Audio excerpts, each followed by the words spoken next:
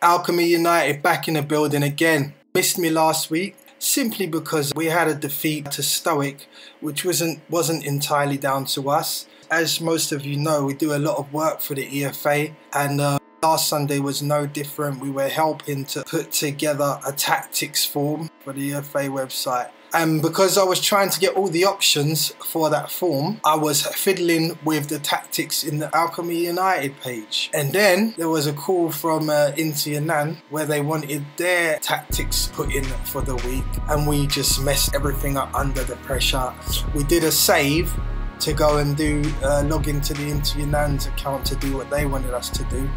And little did we know we had left our own tactics all selected on other things. We then lost 3-1 to Stoic. Goals from outside of the box by random players, one from Carver Jow, right back. It's only during midweek, coming up to the next game week, I noticed my tactics were all different, and then I realised what had happened. In particular, what I noticed was my back line was very, very low, and I explained why these average players were scoring long shots against me and why we lost the match we should have won. I say we should have won because Stoic in the league, they're not really doing that great. The last few seasons, they haven't really, I don't think they finished top 4. And in fact, even with the old manager that many believe to be something special, I can't remember the last time they beat us. You know, it's the same people that think there's something special that always gave them their points, but we never bought into that narrative. We knew that they were quite good at PES. As for football, we introduced them to the sport, taught them a lot of what they know. So even down to the team they support, Spurs, we allocated that team to them just because when I was very young, Spurs were one of the known clubs in England with some sort of history and so on and so forth. So yeah, we never bought into it. In the early days, Stoic, they just used to lose all the time, albeit they were babies. When I say the early days, I'm talking about when the EFA was a board game. There was a lot of tears from them, and actually SSL Rangers, they were actually stronger than Stoic. But anyway, that's a very, very long time ago. But in came PES, and you know, Stoic had a strong reign. They were quite strong on there. But yeah, I can't remember the last time they beat us when he was in charge. So yeah, Stoic. And there's a lot of mythology around certain clubs as well. I've heard talk about Genesis being something. Listen, the more sophisticated the EFA became, the more certain clubs became disgruntled because some only knew one way. I mean, Genesis, for example, sat there with Stoic talking about Juan Mata will be a far better player than Odegaard, and they attempted to mock me for having Odegaard. No foresight whatsoever. I'm not going to go into what Odegaard has achieved this season and what he's achieved in his career, but I think he's captain of both club and country. But yeah, that's what makes us champions that we are. The fact that we have foresight when it comes to the game of football. And not only that, I think our character, as shown in this game after coming back from a very, very disappointed defeat versus Stoic, to come up against a monster club next like Zebra, and you know, we know how to accept defeat. A lot of clubs make a whole lot of excuses, and that's what makes them weak. But I think what makes me a true winner is because I know how to lose. I know what to take from defeat. Defeat makes me stronger. I don't reject it. I don't delude myself. I take what I need to take. And albeit we had a good excuse for losing to Stoic, at the end of the day, that one there's not much we can learn except to pay more attention to what we're doing. Even though we're busy, we need to try to organise ourselves better. But we realise that sometimes we might just make a mistake because we're rushing to the game day and blah blah, too many things to do. So that's by the by, and then if that happens and we lose, we just got to bounce back, which is exactly what we did against Zebra Rovers. A 5-0 victory.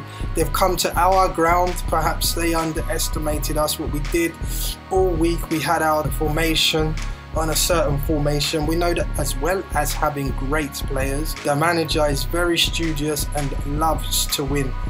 And we know that they would have looked at what we're doing, and so we made sure we kept our formation that we intended to play under wraps. We played 5 at the back for the first time ever, and this is simply because the only real defeat they've had this season was against Inter.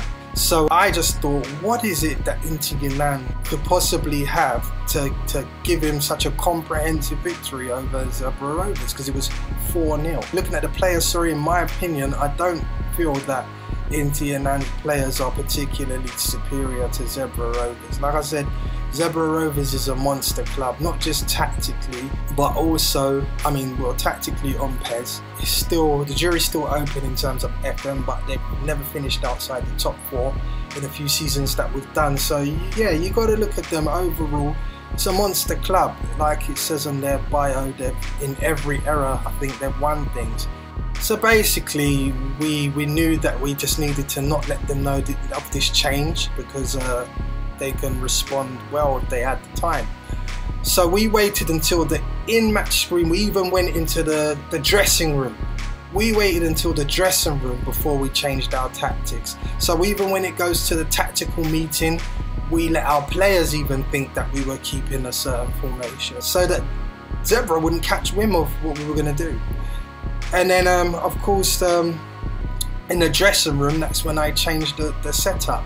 It was all prepared and ready. 5 at the back, 2 up front, wing backs, 2 central midfielders. Now, when you look on the screen and see our formation, it's not going to reflect that, because I changed it so late in the day, like in the dressing room. So the game still shows our old formation. You see, the players don't even fit in certain positions. But what's my point here? Yeah, we didn't use the same formation as Inter Milan, but what I tried to do is take what possible things could have given Zebra problems, or that Inter Milan may have done. And then I did my own research in terms of the formation that Zebra is using. And yeah, we put together a formation. The match started and Zebra were all over us, which to be fair could be expected, because they've been on form in the league. All their players' morale would have been up. They would have been familiar with the tactics they're playing, and they have great players and a good manager. They were all over us. It was worrying, especially when the players that are all over you is the likes of Lewandowski, Messi, Neymar, and so on and so forth. And it wasn't looking good. But you know, sometimes you just got to believe in what you're doing. So we just said, what will be will be. We're going to stick. We're not going to panic.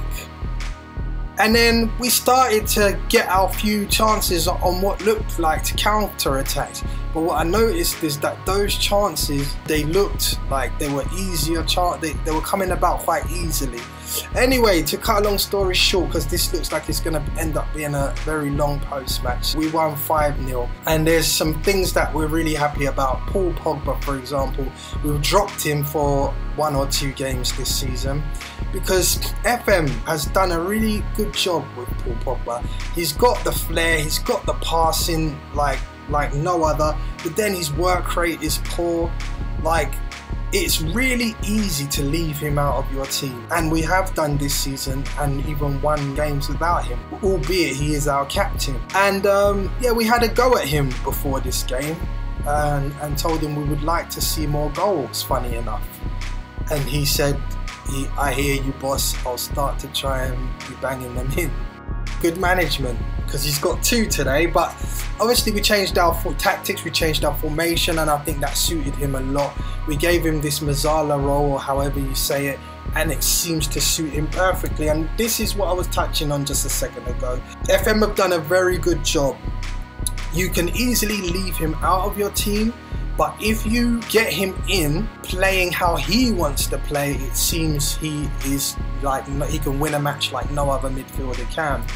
So yeah, before this game, I was going to leave him out, go for hard work and dynamism, because obviously Zebra have a lot of like masters that are kind of getting on.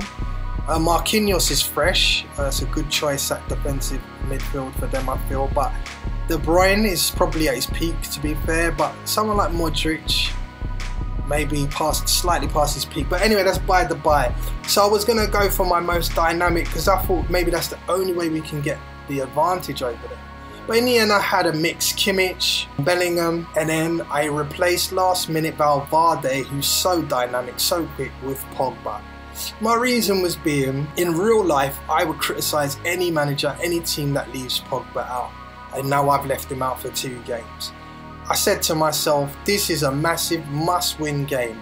How can I leave my favourite footballer out of this game? Because if it was real life, I would say this is insane. So what am I thinking? So I put him in based on that, in a role that, to be fair, he would be most comfortable in, which was the Mazzala. He had an outstanding game, got man of the match, 2 goals, 1 free kick, 1 tap-in, and the team, we just got them. The tactics worked perfectly. We found the perfect tactics formation to go against Zebras, and it worked perfectly. I was so happy with the way Konate played at the back, because a lot depended in that back three on how the 2 on the side were going to play once our fullbacks pushed up. So we had Laporte in the middle, Van Dijk left, and Konate on the right. And Konate I was just so pleased with how he performed.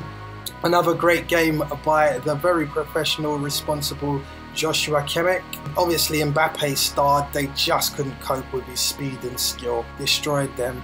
But this was after they had their threatening spell. Once we got on top, it seemed like that was it. There was no coming back for them. I mean, at the beginning of the game, they paused for a very long time. I believe they must have seen our changing formation and tried to find the answers, but listen, even the greatest of minds would have struggled under such pressure with short, limited time. It's a bit much to find the answers, you know. If anything, if I was them, I would have just stuck with what I had and maybe hope for the best. So the game, at the beginning of the game, was paused for some time as they were doing whatever they were doing. But yeah, no, it's a fantastic win, and we needed it. But anyway, this post-match has been long enough. I want to say RIP to all the dead clubs. If you like this kind of content, like, subscribe. Yeah, and I'll see you for the next one. Peace.